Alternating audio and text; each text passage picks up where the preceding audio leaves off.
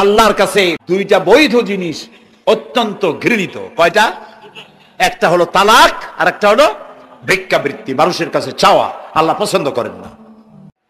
এক ফকির দিল্লি ঘুরতেছে, একজন বলছে, ভাই তোমারে তো খয়রাত করে দেখতেছি আমি সেই ছোটবেলা থেকে, খালি তুমি খয়রাত করো।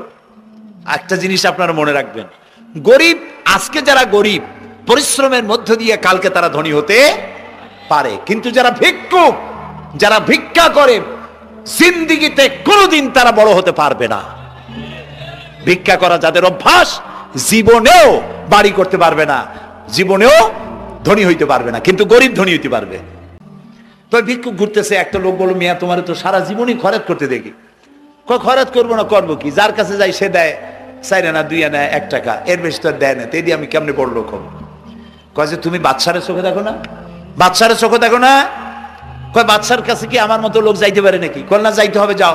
বাদশাহ একবার যাবা, এমন দেওয়া দেবে জীবনে আর তোমার খরচ করা লাগবে না।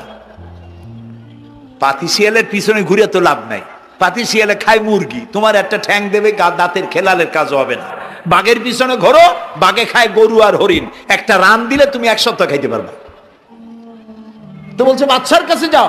তো বাদশারে পাবো কই? কই তো দেখলাম কেবল মসজিদে ঢুকলো। তারপরে ফকির গিয়ে দাঁড়ায় আছে বারান্দায়, দেখে যে উনি বাদশা ভেতরে বসে হাত তুলে আছে ভাবে, আর চোখ দিয়ে পানি পড়ে দাড়ি ভিজে ভিজে পড়তেছে। নামাজ শেষ করে, মোনাজাত শেষ করে বাদশা বেরিয়েছেন। কোন বাদশা? শাহজাহান। বাইরে আসার পর ফকির বলল, আসসালামু আলাইকুম বলে ফকির রওনা করছে।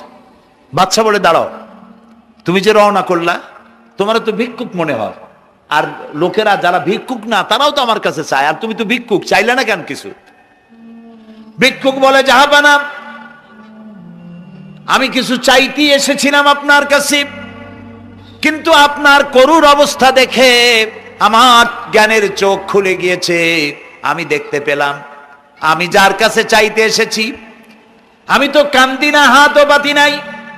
যার কাছে চাইতে আসলাম দিল্লির সম্রাট, আবার কোন সম্রাটের কাছে হাত পেতে ভিক্ষুকের মতো কি জানি চায়, আর চোখ দিয়া পানি পড়ে দাড়ি ভিজে ভিজে পড়ছে। আমার জ্ঞানের চোখ খুলে গেছে, দুনিয়ার বাদশার কাছে আর চাইবো না। বাদশা কান্দে যে বাদশার কাছে, তার কাছেই চাইবো।